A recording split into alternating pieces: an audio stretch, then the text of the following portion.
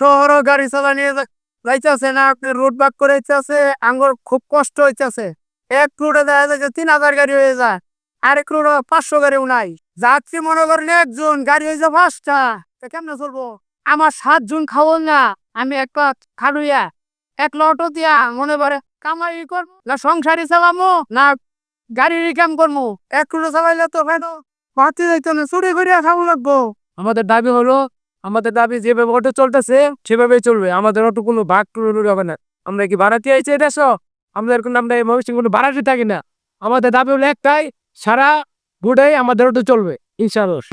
দুধ বাক্কার গাড়ি চালাইতাম না, তো কোথায় গাড়ি চালাইয়া আমরা তো ভাবিছি আমাদের অটো গুলা আঙ্গুরের কোনো মূল্য নিতে না, এরা কোনো আঙ্গুর মানুষ পাবে না, বুঝছো? সব মানুষের মতো ব্যবহার করে। আঙ্গুর অনেকটা দাবি, যেমনি গাড়ি চলতেছে এমনি গাড়ি চলবো।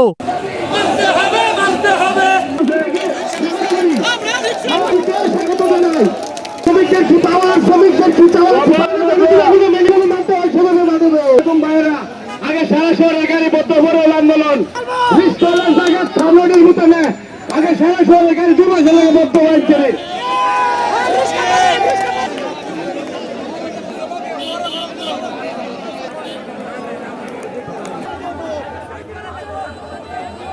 প্রশাসনের কাছে আমাদের নিবেদন অনুরোধ, যেন আমাদের গাড়িগুলি, প্রতিটা গাড়ি যেন শহরমুখী চলতে পারে।